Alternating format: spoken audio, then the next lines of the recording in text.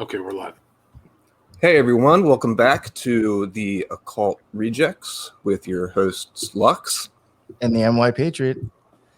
And today we are fortunate enough to have William Ramsey on the show. One of the probably one of the best researchers out there covering these subjects, period. Yeah. So very happy to have him on the show. I could say I've been listening to this man for years. And you know what? I don't know if I ever actually told you this, William, but you were actually an instrumental piece of me actually leaving the OTO, believe it or not. Oh, good. Well, I can say I listened to you while I was a member, and there was a lot of things I thought that you covered was amazing. And then, of course, obviously, there was things I didn't agree with. But I didn't, I'll use the phrase Lux uses. I didn't toss out the baby with the bathwater. I said, this guy still has amazing work. And I continued to listen, and I think you kind of started to slowly plant seeds in my mind. And I remember even one of them was the West Memphis 3. You totally changed my whole outlook on that. And I really started to really question, and you were definitely something that got the ball rolling in my experience of getting out of this stuff. So I guess I should say thank you as well. My pleasure. My pleasure. Yeah. Every time somebody leaves the OTO, like for you to come on my show, it's amazing to actually be able to talk to you. So thank you for coming on. My pleasure. It's great to be with you guys again. Well, we definitely have noticed that you have done some amazing research lately, and we're just really happy to have you on the show so you can go over some of this stuff. It's definitely an order that I would say is relatively unknown. Just generally in the occult world, you don't hear many occultists talk about them. You never see them brought up at a conference or anything like that. So today we're going to be covering the Order of Nine Angles. And you've got some fascinating research. And what led you to kind of start that research? Well, I think it really came back just like generally researching the occult, knowing about Crowley, but also doing kind of the true crime investigation into the smiley face killers, which was about this phenomenon that really does happen of young men going out at night, disappearing later to be found in water. And so there was kind of like a real issue with that whole case was what's the motive? Like, why are people doing this? Is it a sexual motive? Is there a religious motive? Is it an occultist motive? And so it was kind of open-ended about why there's 200 or 300 men all over the world that this has happened to. And then somebody reached out to me. His name was Igor Sarsky. And this was really August 2020. So not that long ago, almost a little more than a year ago. Said, hey, have you heard about this group? Look at these documents. And he started sending me stuff about coaling and water and all of this stuff that's associated with the Order of Nine Angles and their idea of human sacrifice. And I was like, wow, this kind of fits this kind of MO of what's going on with the smiley face killer. So that really, I've done 3 shows with Igor Sarsky. You can see them on my, Spreaker channel or podcast, William Ramsey Investigates. So we went in really detail about the Order of Nine Angles. So then I started searching, what is the Order of Nine Angles? What's all this material? And I realized I knew nothing about them. And somebody might have sent me something in the past, but really it clicked for me in August 2020. So then I set out to really learn what it was at a fundamental, kind of like what I did with Crowley. What are the original documents? Who are the original people? And that kind of just metamorphosized into a book, which I published in May 2021, titled Global Death Cult, The Order of Nine Angles, Atomwaffen, and the Slaughter of the Innocents. And there's a lot of kind of things that I showed and discovered, at least in the book, that the Order of Nine Angles is influencing real world events. Some people have been caught killing people. There's a guy in Toronto, his name was William von Nudegem, and he slit some guy's throat at night and was arrested. He actually hasn't gone to trial. So that's one kind of criminal act that's associated with the ONA. And there's other ones, and actually a very recent one of 2 ONA associates in Nexion. They have this kind of concept of a cell, but a Nexion in Russia, where 2 people were murdered out in the woods. And so I really tried to compile those, and in a section of my book, I just title it The Order of Nine Angles in the News. There's another guy, Meltzer, who's in New York City right now. He's actually in the MCC with Ghislaine Maxwell, and he's awaiting trial as well. He was trying to set up his own military unit to be basically betray them and kill them, and he was communicating with the ONA. So there's a lot of kind of real world things that are happening and have happened with this kind of strange group that really didn't exist before the late 70s or early 80s. Yeah, I'll even say, like, even when I was in Magic for a while, I had never even heard of them. I came across them. I think maybe you've even heard of this site to go for research. I think it's called like darkbooks.org or something like that. They have like free Magic books, and I one time I had clicked on there. I was probably looking to download something for myself because it was around the I was still practicing. And I saw her. Hey, believe it or not, I saw a sigil that I had seen on a Marilyn Manson album. So that caught my eye on the site, and I was like, "What the fuck is that?" And I looked at it. I was like, "Who the hell is the Order of Nine Angles?" I saw even when I was practicing, I still didn't even hear of these people until the last few years. Yeah, it's weird. It's really been underground. I think that they've been slowly kind of metastasizing. Really, with the internet, I think is what they grew out of. But they already had kind of a little corpus, and I show it in my book, of their original writings, back from the 80s. And once those hit the internet in the late 90s, millennia, I think that's what really kind of set them off and made them more influential. So I would definitely say that you've got your fair share of more dark occult orders, of course, OTO, Temple of Set, Church of Satan kind of fit that bill. But what sets ONA apart from those groups, in your opinion? Well, I would say their attitude towards culling. So they have a septenary way. So it's the original kind of core documents is a sevenfold way of ascension where you're trying to go up these ladders. And actually they promise a form of immortality at the 7th level. But at the level 5 where you become an external adept, part of becoming an external adept is to select and test an Opfer, which is a German word for sacrifice. And there's actually very strange about how much detail this selection process is, how much talk about it in their literature, what to do, and then when to commit it. And you can't get to the 5th level without having some kind of sacrifice. So I think that would be what was their core differentiation.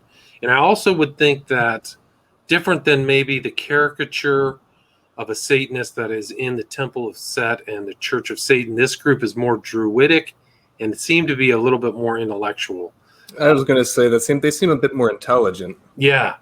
The Maya clearly is who probably did most of the writing at the core level, is a very well-read, sophisticated, somebody who's been at university, and a little bit like Crowley, like he got a stipend from his dad, so and he's admitted to this in his own kind of biography. So it doesn't seem like he was much of like a person who had to work a 9-to-5 job, but there's clearly new things. And it's an interesting element because the Order of Nine Angle is not as rigid as maybe some of these other orders where you can only be in that order. We talked about that in the pre-show, but their ideas have dispersed all over the place. Their ideas of Nexions, they're actually talking to some guy recently in the Nordic countries, and a lot of these black metal bands have symbols from the ONA and have words like Nexion.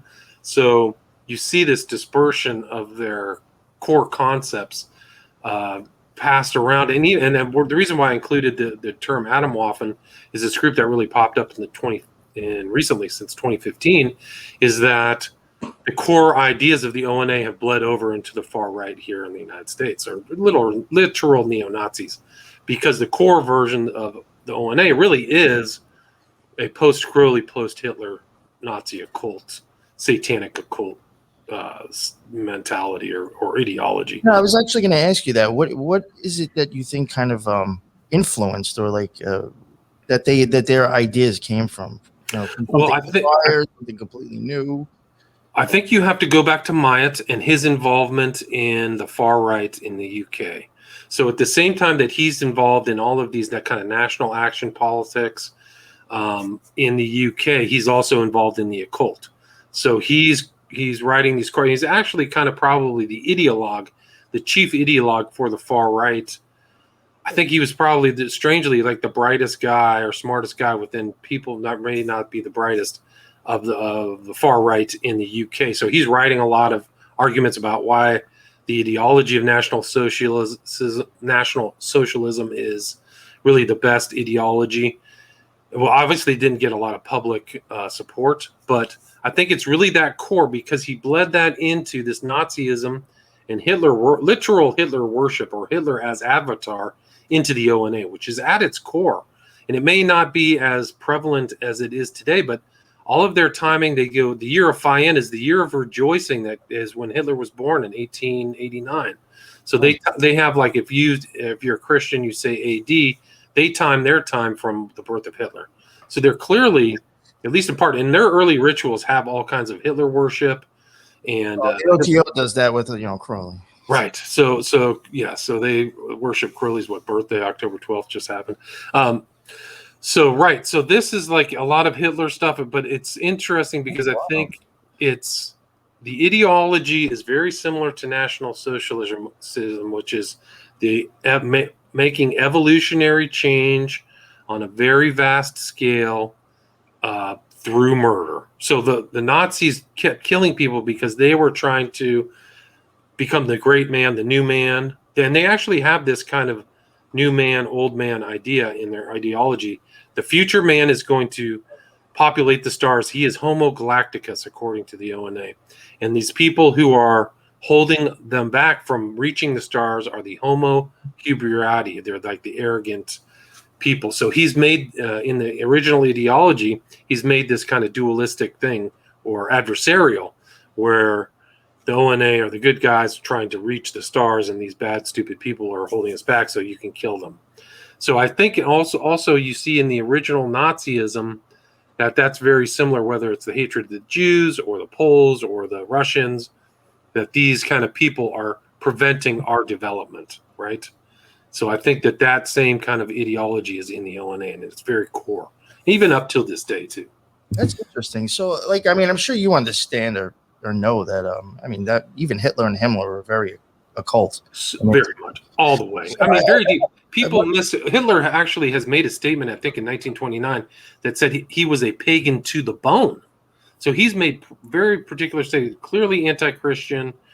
Triumph of the will is really kind of a very much of the triumph of the human will is the exact opposite of the Christian tradition, where you do God's will. So you just see that pervading Hitler all the way through. And Himmler had the Sonnenrad, which is used in these groups, right? The black sun, which symbolize, and Sarsky really does a really good job. I highly recommend people look at the mythos of Nazism and the ONA, because it's this kind of why did they believe in that killing and darkness is a means of progress, and the Nazis did too, right? So this is a means to get to, we just have to we're on the darkest forces, using the dark forces to get ahead. If you were to go back, maybe you've even seen it too. If you were to go and actually look for old Nazi history and stuff, you can find videos of them literally walking down the streets with what are those things lit?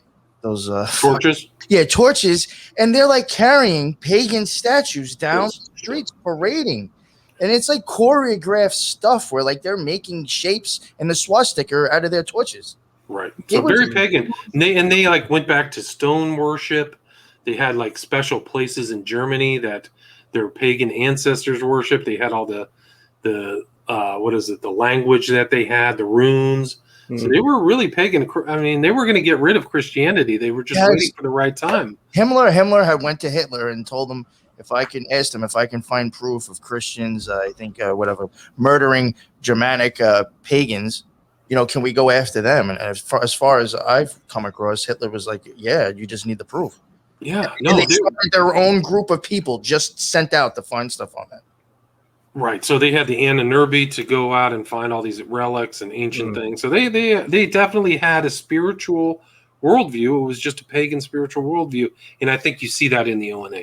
And there's a really good book. I interviewed a Dr. Eric Kurlander called Hitler's Monsters, where you can trace a lot of that stuff. You can talk through the old Dual Society and really kind of their ideas. But I had a guest on that too long ago that had mentioned stuff about World War II and said, they don't think enough has been covered on the occult aspect behind it. And the thing is, we're not exactly probably sure what started it. And if we don't know what started it, we don't know if it's still going on.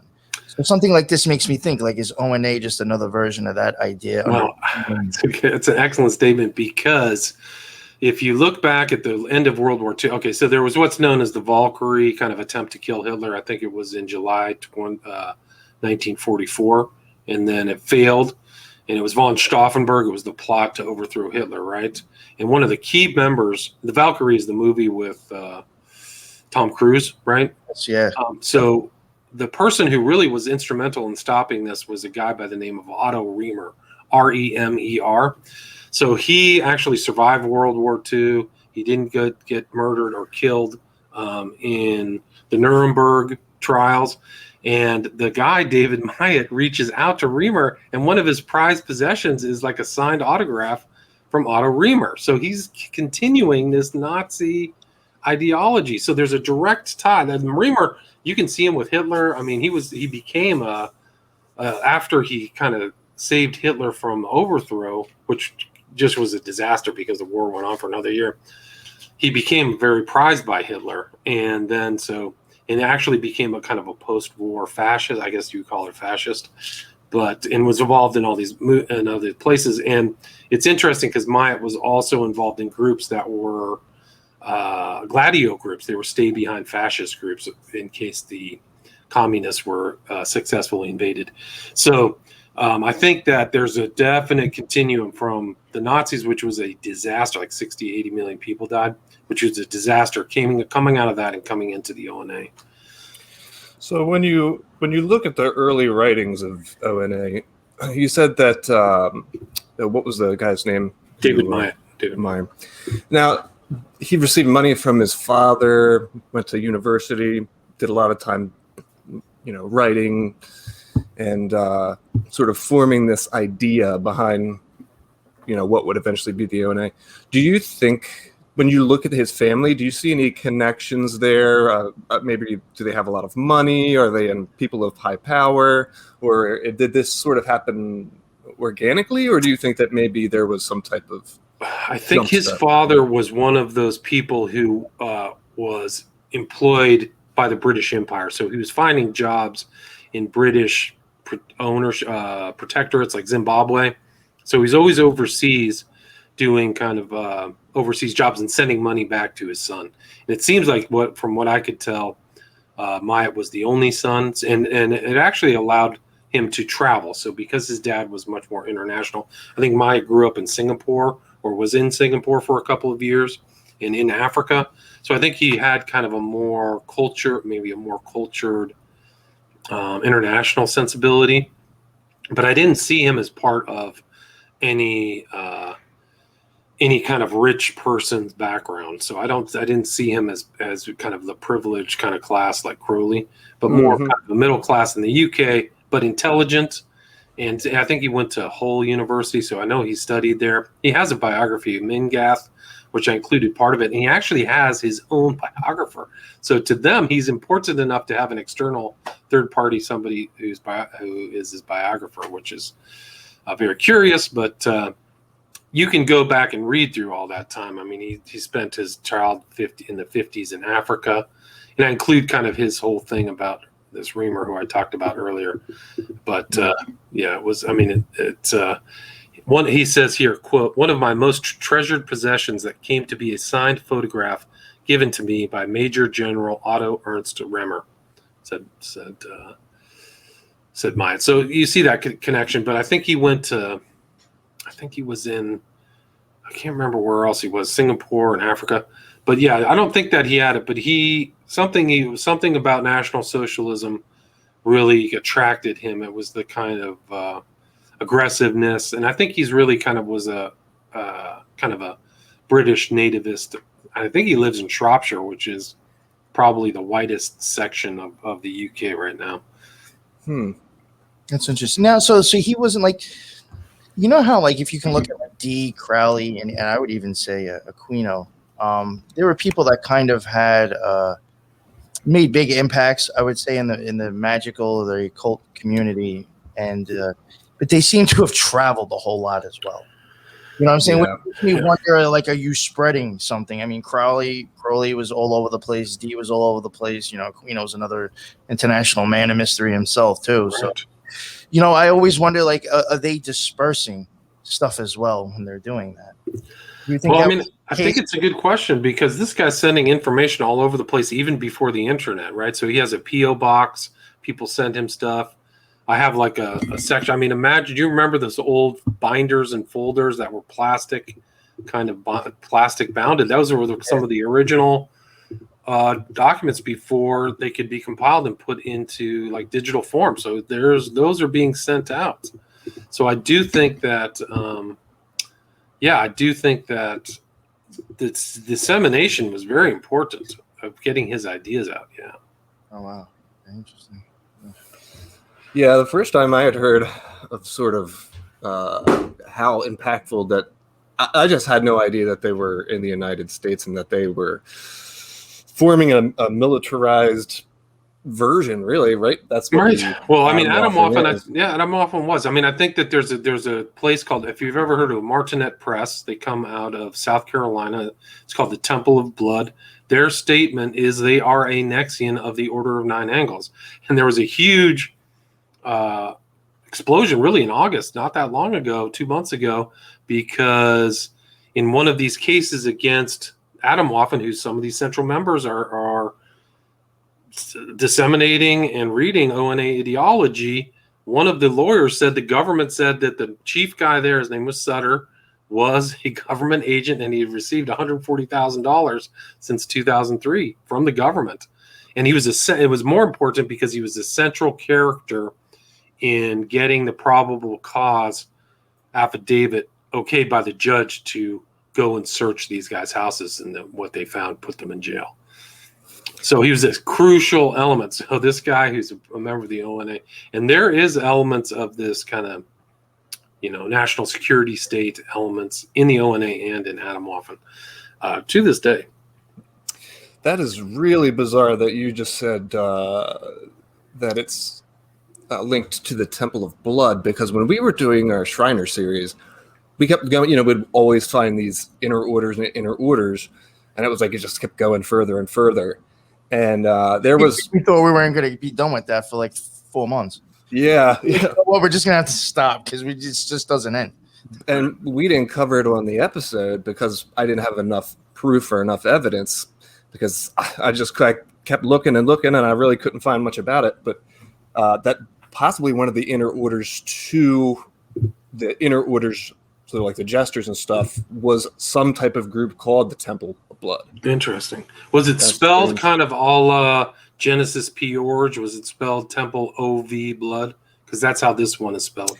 I can't remember. It just rang a bell, and I don't think it was. I think it was. Yeah. And you can see, so then you see that Genesis P. Orge is also influencing. So it's additional occultism. The whole, what was the name of his group? The Topi, right? Temple of Psychic Youth.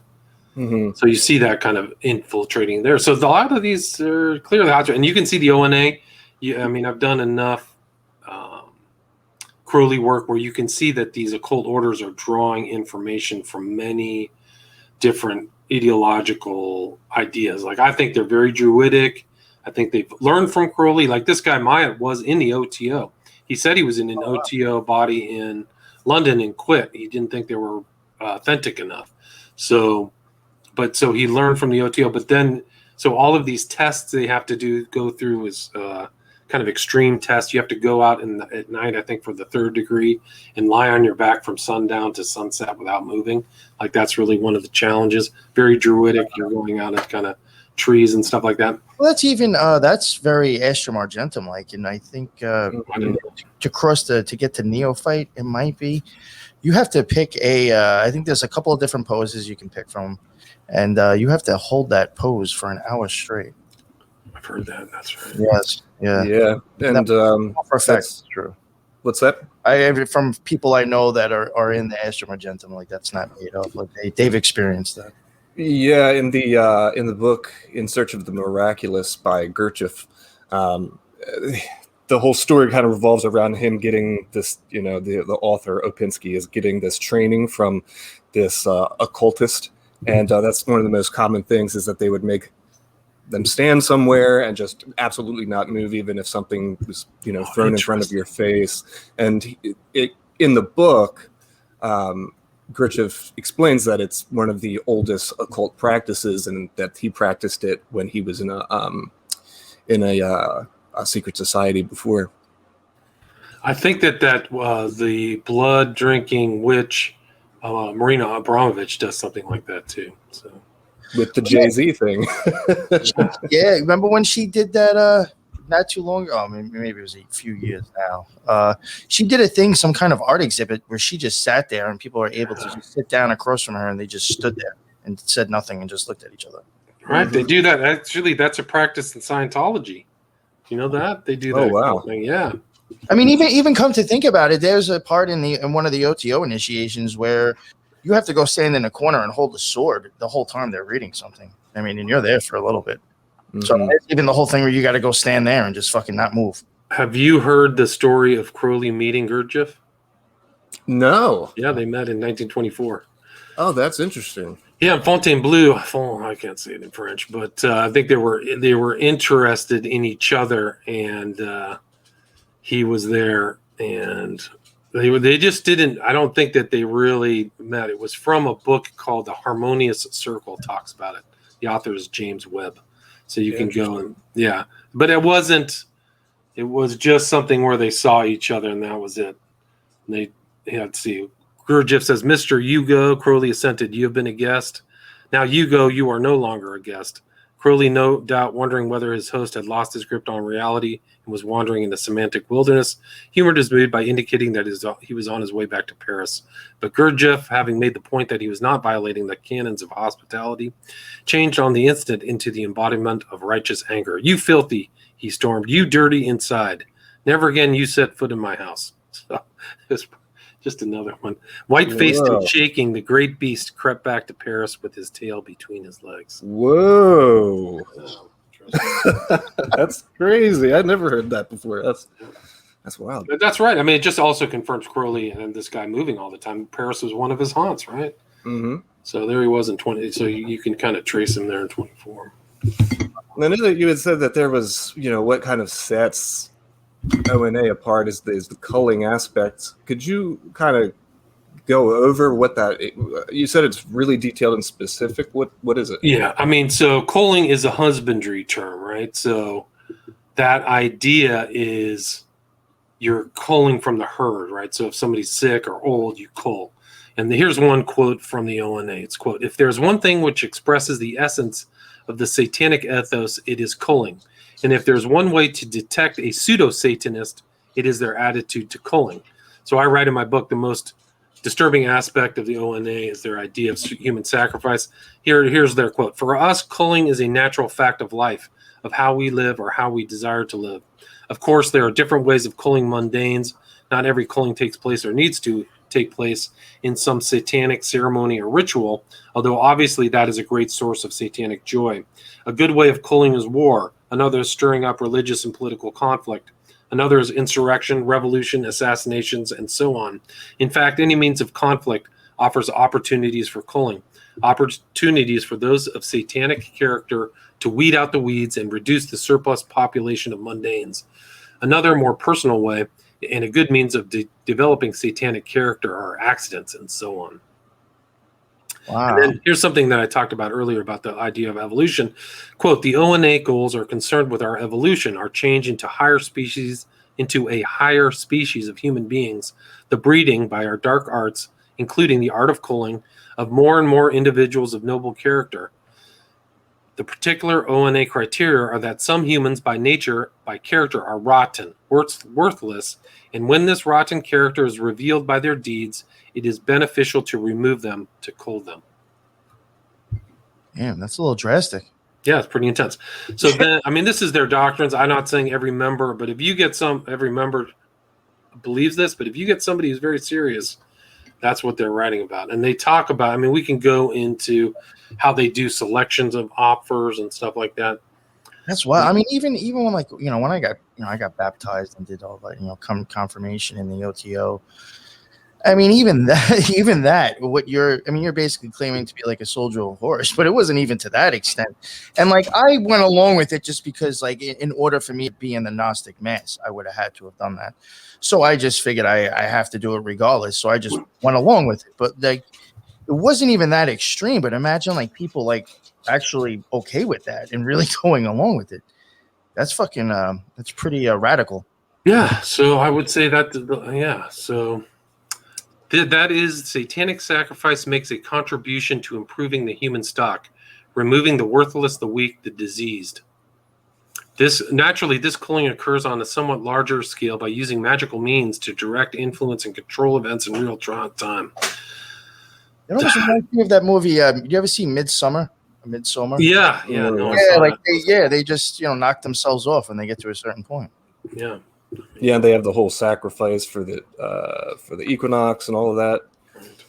So, have you seen anything in the literature that kind of points to them saying, well, the reason is this a requirement in order to achieve some grade? I know that you had said you have to do this culling to achieve a grade, but it in a spiritual sense, did they say, okay, well, by us killing, this allows us to gain more power? Because I had remembered seeing something, I believe it was with the ONA, where they had the plan, essentially why they're doing this, left-hand path is so that they can remain sort of in this in-between place where they get to kind of stay as these energetic powers on Earth after death, and or once they achieve this grade, and they can more or less be like gods on Earth.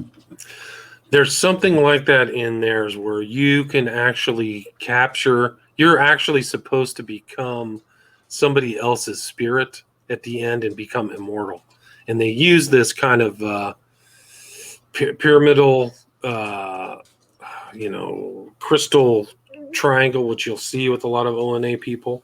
And that's supposed to like capture your spirit, and you're supposed to transfer it into another being. So that's their solution to death and immortality. As far as these sacrifices changing the world, like I said, they're trying to create aeonic change. So they use that term that Crowley used. So you're supposed to create this new aeon through the death of these sacrifices. So you're trying to make political change. It's a political change into this kind of dark imperium that they talk about. There's a thing, one of the, I'm not totally sure, and this is my take on it, but they're like higher up in one of the OTO initiations, it starts to sound sexual. Maybe there is sex used, but I think a lot of it is just more terms to kind of like confuse people. But there is a part where they get into the homunculus. Right. Yeah. And it looks as if on paper that you might be possessing like a small unborn child. But in my opinion, what they're talking about is actually, I think, bringing in another spirit or something from the spirit world across the abyss, not from here, and actually imprinting it or putting it in to somebody else. Actually, that's what I think the ritual is actually saying. And I find it interesting that you're almost saying the same thing for them now. Right, something like that. There's something like that in their kind of higher levels. But I think Crowley's Moonchild is about.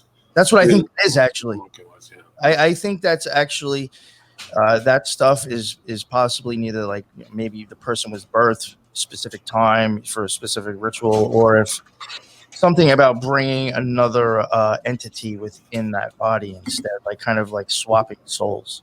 Yeah, I think there's something like that at the highest level, the 7th level of the ONA. I have to go back and relearn that, but yeah. Interesting. So as far as, I heard you mention Satan a lot, but do they ever use the term Lucifer? Or, I mean, is there a difference to them between Lucifer and Satan? And if so, why are they focusing on Satan instead of another term? I think that they use them interchangeably. So I didn't see, but they talk about, I think they talk a little bit about, like, when they're doing their rituals in Latin, they use the word Lucifer. So like the original kind of, like they say once, to my exceeding joy, Lucifer. So they're definitely talking about it. But there's some Latin in there. This guy, so one of the interesting concepts of the ONA is to engage in insight roles. And the insight role is to try to have the ONA member infiltrate, but also learn. So maybe they would go join the National Guard, or they would go join a monastery. So this guy might have spent 18 months in a Christian Catholic monastery. And you can tell that a lot of what he learned in that monastery, he integrated into the ONA through chanting and weird chants and Latin.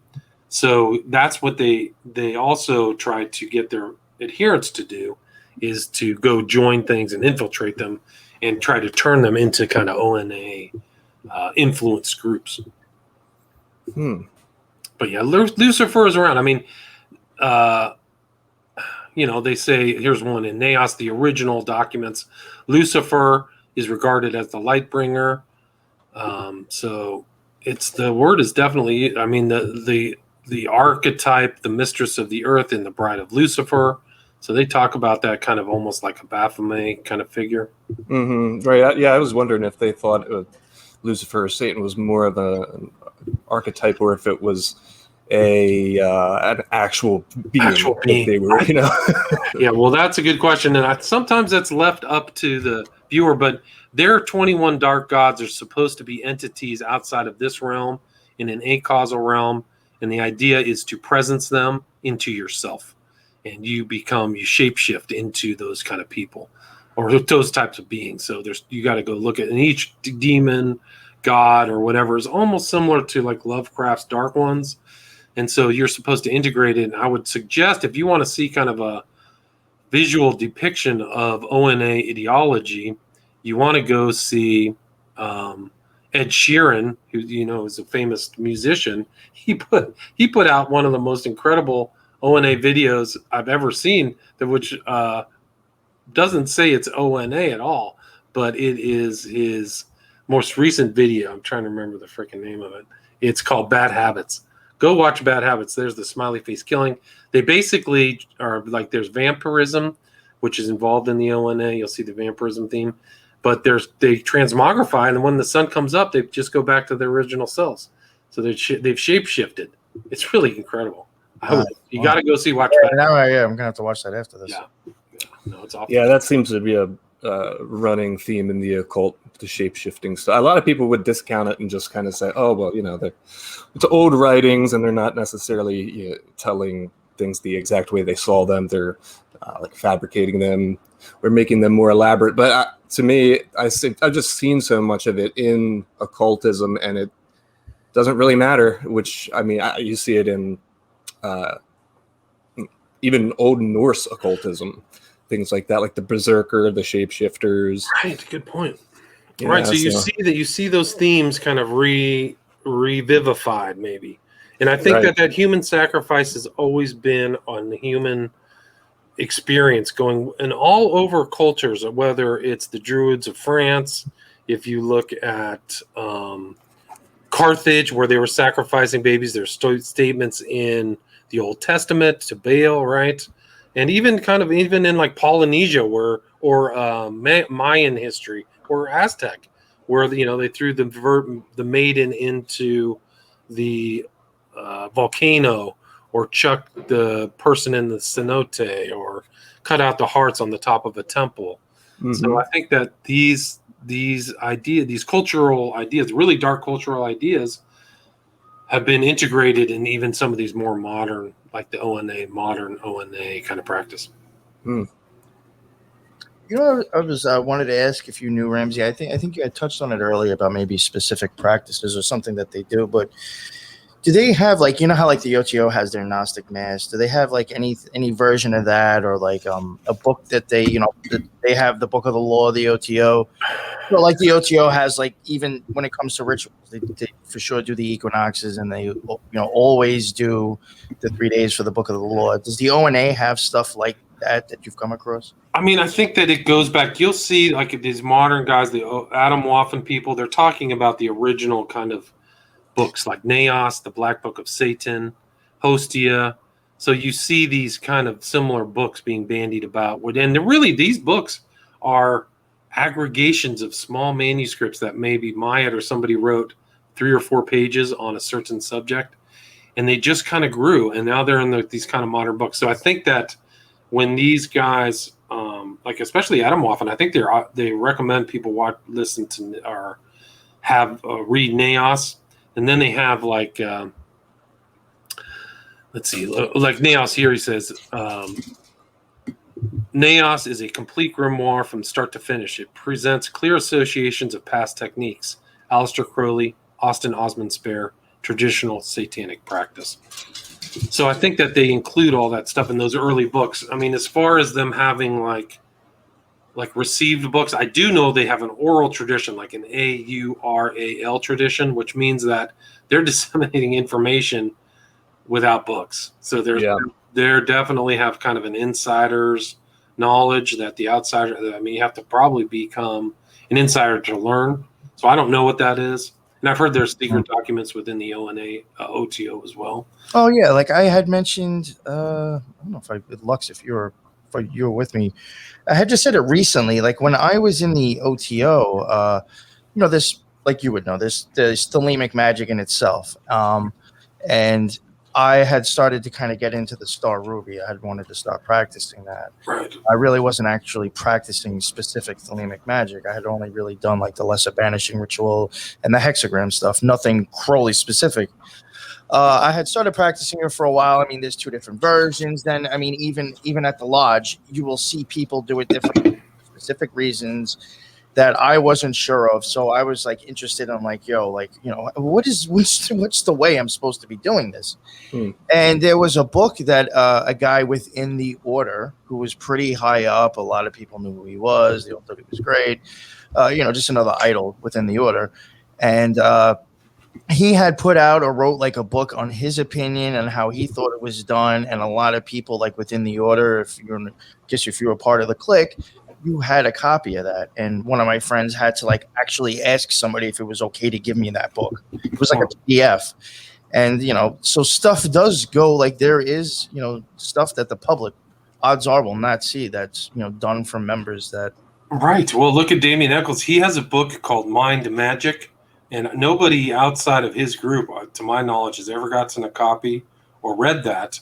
But I think that he uses what's in that book when he talks to people in the media or other people, that he's constantly trying to, and manipulation, occult manipulation is a very important theme through all occult orders. And I think that that's what he's doing too. And that's another example. Like I have never been able to get a copy of Mind Magic. Yeah, that was one of the experiences that I had too in the Golden Dawn. I was like one of the first times that I actually went to the one of the meetings or a mass. I remember somebody telling me, "Oh yeah, I'm meant to tell you after initiation, what you see in the books that are out in the public, even what we've told you so far is not actually the way that you're supposed to do this. You're supposed to do it this way," and then showed me all these other different steps that I totally was unaware was even part of it. Wow. That's amazing. You know what I wanted to ask you, Ramsey, too? I have heard, and I think Lux even mentioned it to me. Have you ever heard anything with the Order of Nine Angles with, like, I guess, I don't know if it's part of the degree but it's something that at some point you're supposed to, I think, pretend to be like a different person for like a year straight or something like that? Well, I think that might tie into what I was talking about earlier, the insight rules, where you do take on kind of a different persona. Like Myatt later in his life became a radical Muslim, like which is very strange, thinking that he's a National Socialist.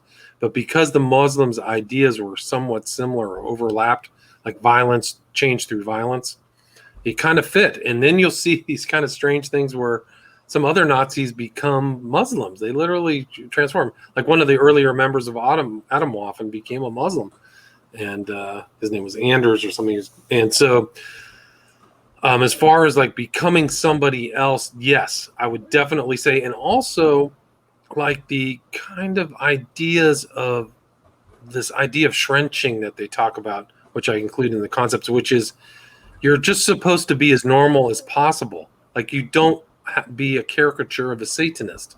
You just look like a normal person, but you're still practicing that magic, right? So you don't have any external totems or necklaces or rings or anything. So there's definitely those ideas are in the ONA for sure. I wonder if that is like influenced from Frankism. Like I had even. I'd be surprised. Yeah, I just was thinking about that too. Yeah, because that's like a thing. I mean, even the guy I already forgot his name. The guy who started it, he was a Jew, and he, used could have been an excuse, but he switched over to being a Muslim too. Interesting. Well, he faked it too. Danger, but Right. Yeah, and then he even encouraged that among his members and said, obviously, we can't practice this out in the open. We're getting way too much heat. So what we got to do is go all over the world. We got to infiltrate politics, everything from education to science. Yeah, and you go ahead, pick some religion that you want to pick it, but just know at the end of the day, you're always a Frankist. And to the outside world, this is a false persona. Wow. And that was like one of the core elements to the survival of the Frankists. So, wow, that's incredible. Mm-hmm. Yeah, and they were going to bring about change by doing the most perverse things, right? Isn't that what their whole kind of core is? Like they're bringing the Armageddon or the end of the world through people. Right. Yeah, they think that the more evil that you do, it's actually forcing the hand of God to return because you're making the world so corrupt. But again, for them, though, the return, of this Messiah is actually what, other religions would consider the Antichrist. So did they specifically state that they're trying to bring the Antichrist, or they're trying to bring the Messiah or the Father God? Yeah, I mean, they use Messiah, but they never outright say Antichrist, but it's it's just very fluffy the way that they word things, but it doesn't take long to really figure out what they're saying. So especially from the things that they suggested to do in your own life. I think it's quite obvious. Yeah. Wow. Right, and it's funny that people, like, I think they were okay with, like, having sex with kids and all that shit. Yep. Like that was part of it. Yep. And they believed that was not a bad thing. It brought you closer to God. And that's really weird because now that we mention it, there's a lot of similarities between the two groups. Yeah. Well, I mean, there's like a definite strain of like child abuse and pedophilia in the ONA. At least some of these more near recent cases, they've happened in the UK where these kids, they're young, they're like 17, 16. They've been caught with ONA doctrines or materials and child porn. Really? Yes. You can actually look it up. You can go type in ONA into Wikipedia and look at there's like a paragraph saying these guys are also into like child porn. So the cult Nazis are into child porn. It's really, yeah, you can look it up. I was like, oh yeah, I just talked about Dimok. I talked about this guy. I talked about that guy. And I didn't see the bigger picture once you put them all together. But I mean, so you just see that nihilism, that post-industrial bleak view. And I think actually one of their main books starts out with the torture and sexual abuse of a child. It's called Dark Gates or something, or I can't remember the name of it now. But that was also published by Temple of Blood. So, yeah, really dark stuff. So I was curious, something I definitely wanted to touch on because I found it really fascinating. When you discussed this on another podcast, that you said that they have a whole system of sort of how they find certain people. And they use these it was like surveillance cameras or something. Oh, right. That's from Sersky, yeah. So that ties into, okay, so there was a it gets complex. There was one character by the name of Fleming who I write about, who was an ONA member, also I think a member of National Action, which is the far right group, not satanic, but like their version of maybe a Nazi group or a National Socialist type group in the UK. And there was a posting on one of his threads that on his website, and it said something very peculiar, but it had referenced the use. There's a system in the UK of video cameras that you can actually tap into. You can see where the video cameras are. So it was the reference to the video cameras a smiley face, and the word, I think it was Opfer. I kind of go back, but me and Sarsky talked about it. He unpacked that, and it fits right into kind of selecting an offer and going out at night. All of their crimes happen at night, but it hinted at the knowledge that somebody knows these video cameras are there, right? There's tons of video cameras in the UK. That somebody knows the video cameras, that kind of ties into kind of smiley face type deaths, and talks about sacrifice, right? Does that make sense? Yeah. I actually wanted to ask you about the whole smiley face stuff with that too. Well, that goes, that's a whole, I got 2 documentaries about that. You can see them on Vimeo, but that's a whole nother dark underground thing. Yeah. Well, how did you because you think they're part of that at least, right? Well, that's why I don't have any evidence of that. I make it very clear in my statements. I'm saying that a lot of the doctrines of the ONA could overlap with what's going on with the smiley face killers. Mm-hmm. There is 2. There's 2 sites that are associated with the ONA that use the smiley face. I have pictures of them in my book, so they're definitely tied into some of these sites. There's no question. Yeah. Yeah, and so especially when it's happening around the world. Yeah, it's happening around the world. The ONA is transferring around the world. There's new doctrines pervading the earth. As far as the smiley face killers basically is the phenomenon. There's about 200 or 300 men who've gone out at night or disappeared at night, ended up founding waters. The 2 people, one was from New York. A lot of cases in New York City and Manhattan. And another guy, so it was Gilbertson and Gannon, were the people who formulated kind of this phenomenon and wrote a book called Case Studies in Forensic Drownings. But when they were studying the cases, they noticed that there was a spray painted smiley face somewhere near where they think a body went into the water, and thus it got the kind of urban myth reference as the smiley face killers. And so that's how it was known. There's been other journalists, there's been websites. I kind of stumbled on it after researching Children of the Beast, where I kept seeing smiley faces, Alan Moore and all these other characters, Genesis Peorage. So I'm like, what's the symbol? Led me to the smiley face killers. I thought it was an urban myth. Then I realized, I followed a couple cases. There was one out of, his name was Joey LaBute out of Columbus, Ohio, and Dakota James out of Pittsburgh, PA, where I heard of them disappearing. People sent me stuff, and then sure enough, they were found in water 19 days later. So Dakota James was found 40 days later, and Joey LaBute was found 19 days later in the Scioto River. That was actually covered by True Crime Garage, and I did an interview with them about that. So I've kind of just followed that. And then I compiled those movies to show, hey, this is a phenomenon. It's real. They just had a recent case actually in Chicago of another smiley face case. Let me see if I can find the name of that guy. But it's definitely happening. Yeah, his name was Jelani Day. He went missing out of a bar September 24th, 2021. Found in water. It all fits the same thing, man. The same phenomenon. He's out at a bar, graduate student. Yeah. Wasn't there a connection from Gacy to another serial killer because of a bar that they both, I think, picked up people from? There might have been, but it is interesting that you bring up Gacy because his last 4 victims he threw in rivers.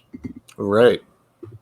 And it was the same kind of body disposal thing for the Atlanta child murders, right? So every one of those. Yes. So somebody's thinking on those terms, in my opinion. This is a way to disguise the death, get rid of evidence. So how many total deaths have there been that all have this? I have to put it around. I have to put it together, but I think it's 200 to 300 total young men that disappeared. Oh. My 2 videos, I think I put it together, and I cover 120 cases, right? And that's not all the cases. So I've covered at least 120. People bring up cases to me that aren't even covered by other researchers into the smiley face killers. I think that Gilbertson and Gannon's book only covered 14 cases. What I tried to do is expand it and make people understand, hey, this is much broader than you think. And I added the global slaughter, which is the second film, shows that this is happening in the Netherlands, UK, France, Spain, Italy. I mean, and those are just places where I can figure out the language, so I may be happy. Sure. But does it seem to be more or less focused in those areas? Like, do you see a lot of it in Asia or Africa? Well, like I said, I don't know. I don't see people. They send me cases. There's actually there's been 70 water deaths in the Sydney Harbor over the last 20 or 30 years. So people are either getting thrown in there or something. Mm-hmm. So those are just because I can learn about those because people can send them to me because they're English. But there's cases. It's a global phenomenon. So, I mean, it's really a mystery wrapped in an enigma, covered in a riddle. There's a lot of strange things going on. When I first started researching it, because the first two victims were gay, I kind of focused in on the gay underground aspects, which is real. They just caught a guy, really bad. He was out of Michigan who had a fake dungeon in his underground, and he might have been involved in all kinds of Katunsky was his name. I don't even think he's been sentenced yet because of COVID. So you don't know what these guys are doing. He had ties to Pittsburgh and stuff like that. So sometimes these guys get caught. They're just, they only get busted for one killing, but they might have been doing multiple, or they might have been doing, a lot more. So, the smiley face killers is a phenomenon still happening today. I think that might be a few different types of occult orders or whatever you want to call it. Maybe using the same type of idea of practice. Yeah, may not be specific for one. Well, but it was a known body disposal thing for the mafia, right? So they used to throw people in water. So it's just somebody learned some technique. I don't know. And there's a lot of occultism with that. The body in the water, crossing the abyss. Right. The Black Ocean. So it's almost like they're leaving them at water for that symbolism to hint at that being part of probably the ritual. Right. Well, it's interesting you say that because I put in this book all of these kind of strange,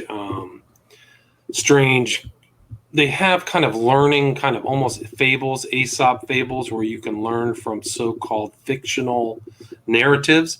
But when you read these are they tie into the smiley face killing type stuff. Go read my book or just type in Lurker of the Night. These guys are traveling to cities and killing people and leaving. There's another fractured flowing sea. These are incredible writings because they're admitting something's going on with the water and things happening at night. It's incredible. If you could guess, how many members do you think that they have? 3,000, probably 3,000 or 4,000. Oh, and a total maybe functioning members worldwide. Not very big. But there may be they have people who they call them Belobians Belobians are ones involved in the arts. They have Niners is the term they use internally for people who have adopted some ONA ideas but aren't formal members. And it's weird. A lot of this stuff has been disseminated all over the world, and there's little pieces of it here and there, and you'll see tridents and stuff like that represent Poseidon. So it's just water again. It's a war in heaven type thing. Interesting. I wonder if there's a formal, if it's similar to other societies with the formal dress. Because the uniforms and regalia, because I see the constant theme of distortionism. So it's they're chaos magicians, so I don't see them having much order, but they call themselves an order. No, it's interesting you say that because they brought up Carol in some of their conversations. Carol was brought up in a conversation with Kino, so they know about chaos magic, Liber Null, Psychonaut type stuff. But somebody brought up what was Crowley's. The ONA seems to have borrowed from one of Crowley's followers. What was his name? It was what was the guy who lived with Crowley at Hastings and he wrote a bunch of books? Do you remember his name? Oh, you're not talking about Rigardi, right? No, Rigardi was one of them, but it was like Crowley's. He stayed with him in Hastings. I can't remember his name, but he wrote a ton of books about UFOs and stuff. Only thing I can think of is I know that guy put out that Psychonaut book, but That's Carol. That's not the thing. Yeah.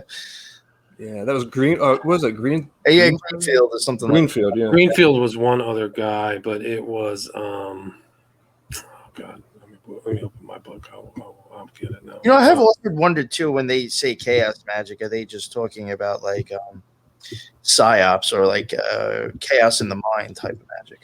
I think it's the mind. I read Liber Null a long time ago. I got to reread it, but I think that it's somewhat similar to the ONA, where you go out and you conduct, you go out and cause chaos at night just for the sake of chaos. Mm-hmm. And I think that chaos magic influenced the Illuminates of Thanateros as well. So I think that a lot of some of these, Kenneth Grant, who I was talking about.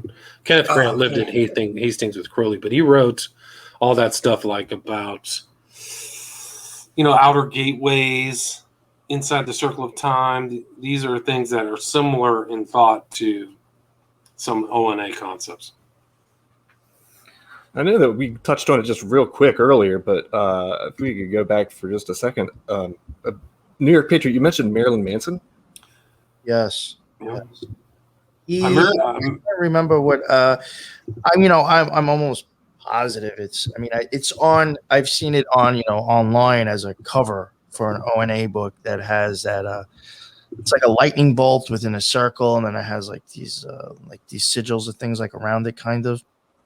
I've seen that in an ONA book, and it's the same one. I mean, maybe I can check right now. That's on Marilyn Manson. The same sigils on one of his albums. Is it the Trident? Is that what you're talking about? Yeah, I'm gonna look it up now. Yeah, I can't. I remember hearing somewhere that he was involved with ONA. I mean, that could just be my memory being mistaken, but I know he wrote a book about the Abbey of Thelema, or one of his songs is about the Abbey of Thelema. And I don't know. I don't know. I never came across the ONA, but I do remember that kind of sigil looked like the Antichrist Superstar. The Antichrist Superstar. I've seen that on an ONA book. I don't know if it's definitely one of their symbols, but it was on one of their books. Yeah, it's like the lightning bolt going down, and then all that shit written around it. The circle, or is he talking about the lightning bolt? That whole thing, that whole sigil. Yeah, I was just curious if they have famous members. I mean, if they have people who are in the public eye who have more or less came out and said that they're ONA. Not to my knowledge. No famous person has come out as far as I know. Yeah. They may have hinted at it, but I don't know anything about that. Right. I remember he got in trouble not long ago for the whole that weird sex magic stuff that he was doing, right? And, I think so. I think he got in trouble with somebody. Somebody said he was abusive or something. Right. I mean, I know that you see sex magic used a lot in different types of occultism, but is it really prevalent in ONA? There's a little bit. I wouldn't call, I didn't come across stuff that I remembered from Crowley, but there's definitely part of their rituals has a sexual component. So some of the earlier rituals, no doubt, they're supposed to be like that component. Yeah. Yeah, I just sent in the chat if you guys wanted to look at it now. It is the Order of Nine Angles Towards Understanding Satanism. Now, I don't know if this really is the original book cover or not, but I just sent it to you. It's the same thing. Interesting. Yeah. There it is. Yeah. That may tie him to ONA. That'd be interesting. Yeah. I don't remember that sigil. But that downward lightning bolt, I think, was used by one of the fascist groups in the UK. But have you heard of Mosley? Can't remember, but I look up Mosley. Yeah. Wow. So that was about all. I just remember seeing that one day. I think I was on there looking for something else, and it might have been like a book as a suggestion on the bottom, and I was like, "Wait, I've seen that before." And I'm like, "Is that Marilyn Manson's thing?" I was like, "Oh, fucking yeah." Order of Nine Angles too. What a surprise!" Yeah. I mean, I'm really surprised. This has been enlightening because I definitely did not think that there were that many members and that they were that widespread. Well, I think if you look at chapter 7 of my book, I show all of the different Nexions, which are their cells, and I try to show the global reach. There's just Australia, tons in the UK, Temple of Blood, Rural Nexian in Texas, White Star Reception, California, Iceland, Russia. Well, it was interesting because Iceland has one called Alien Nation, and when I did my first interview with Sarsky in August 2020, like my listenership spiked in Iceland. Like I never had anybody listen to me in Iceland, and I somehow peaked at like the top 25 podcasts for that week. So somebody kind of must have heard of something. ISIS Nexion, Zero Nexion, Shropshire, Serbian Nexion. There's just tons. Chile, Sweden, El Runa, Sobre El Nexion. So somebody could be just one guy putting up some kind of site, or it could be a whole group of people. I don't have that capacity to like follow up or find out how big these different groups are. But I think that the Temple of Blood was a good sized group, and definitely some of these groups in the UK, you can tell, are sizable. Wow. So yeah, I guess it's just one of those orders that not a lot of people. I'm really glad that we're doing this podcast too, because more people should know about because it doesn't sound to me like they're an incorporated order. Like certain, obviously certain orders, like you literally can write to them and actually interact with them as a connected entity, right? Like a corporate entity or something, right. But it doesn't sound like that's what they've got going on here. It sounds more like cells, almost like political cells. I think there's some of it, but I think if you really looked around, you could find the outer head of the order, and you could talk to that person. At least if you want to start asking questions, I can give you that person's name. I mean, I have a section on the outer heads of the order. One guy was, you might have heard of him. His name was Michael Hall, I think.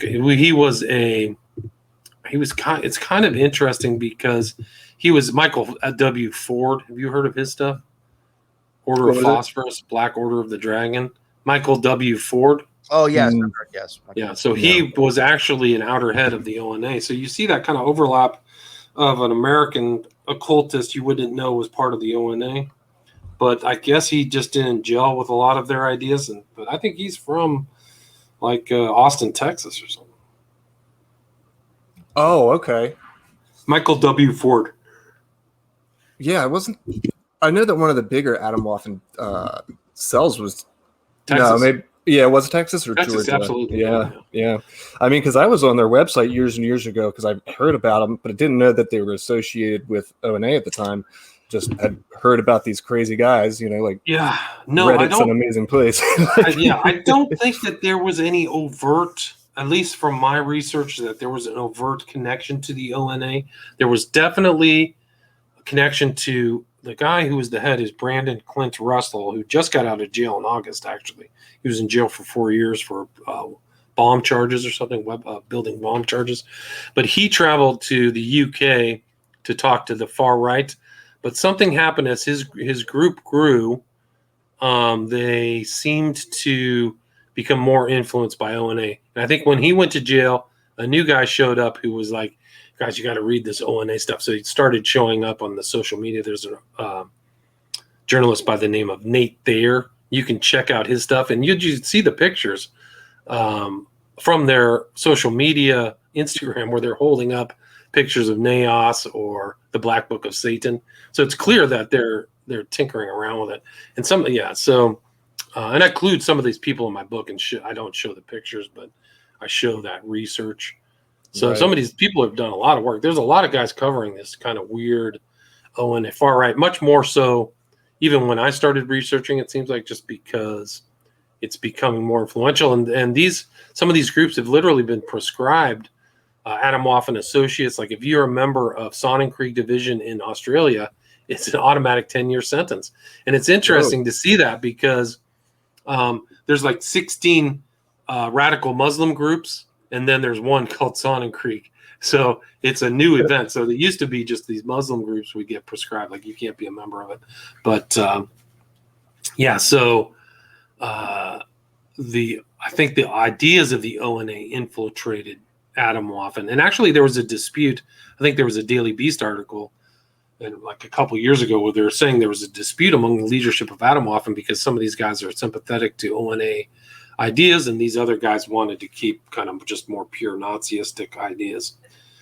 So what the things they fight about. Yeah. One of the interesting things I've learned, at least in the Nazis, is they all want to be Hitler. So people, if you have 2 or 3 guys at the top of a Nazi organization, they have a tendency to kill each other. So you see George Lincoln Rockwell, who was an American Nazi, he got killed by a guy who changed his name to like Sittler to be closer to Hitler. And then there was another guy named Tomasi who got shot. So they have these kind of much more violent power battles because they want to be the Führer. Mm-hmm. You know, that's the structure of the National Socialists. Got to change it though. They got to be the Shitler now. You know. It's. I mean, it's laughable, but these guys, some of them take themselves very serious. It's like the people who come across these doctrines and go, "This is me." That's what's really should be really scary. Yeah. Especially when you have that many worldwide. I mean, people. I know that there's people out there with radical ideas, but just the fact that they can muster up 3,000 people or so, it's just it's crazy to me. You know, a lot of these things are these types of orders and stuff. I mean, they in a way they do kind of remind me of. You know, you'll get some of these cults or like these things that have like compounds. Now, obviously, these people plan on living on compounds, but it's like you get like these sporadic groups that will pop up and just have like the most bizarre and radical belief system. You know, and it just kind of almost reminds me of that. As much as it's not like, you know, these people are like living in this, you know, specific area together, but it seems very much the same ideology, how it's just very extreme things that pop up all over the place. Small little sects. Mm-hmm. Yeah. I mean, I think that it was weird because the ONA didn't have really any public, you know, impact. It wasn't discussed by politicians or even journalists really until 2019 with some of these other events that are associated with the ONA. So I think that they had done a good job. Well, the order kind of kept itself under the radar intentionally, but they think that they're at their third stage, like the leader of them. Like they have these certain stages where they were going to have growth, where they were going to write their doctrines, then grow, and then hit that third stage. So somebody from the head had said they're in their third stage where they're comfortable with how many people they have. And so that might mean they want more political power. I don't know. Mm. Wow. Something to definitely keep an eye out for. Keep an eye out. Yeah. Well, like I said, I just updated my book since I published it in May. It's October now. Tons of things that happened. There's people like the whole confidential informant stuff broke. There were like young guys in UK who got arrested or came to the attention of authorities. There was a guy sentenced for killing 2 girls in a park in London, and then murders associated with the ONA in Russia. So a lot of things have happened, even in a short amount of time, relatively short amount of time. Wow. Yeah, definitely. Also for the listeners, anybody listening, you haven't heard of this man's show, when it does come to ONA, I think he has some of the best work out there, honestly. So check out his show for that stuff. Yeah, certainly. What was the name of your books again that we're covering all of this for our listeners? This is in Global Death Cult, The Order of Nine Angles, Atomwaffen, and the Slaughter of the Innocent. So you can get it on Amazon or my website, which is William Ramsey Investigates. And you can hear some of my other interviews with Igor Sarsky at my podcast or broadcast titled, which is an investigative journalist broadcast titled William Ramsey Investigates. Awesome. Nice.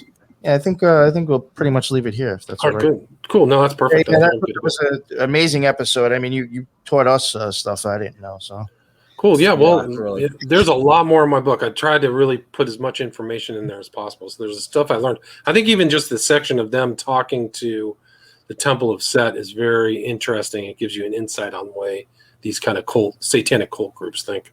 Yeah. I found that interesting. All right, guys. I got to run. Take care. Thank you very much. Later. So stay there. I'm going to send you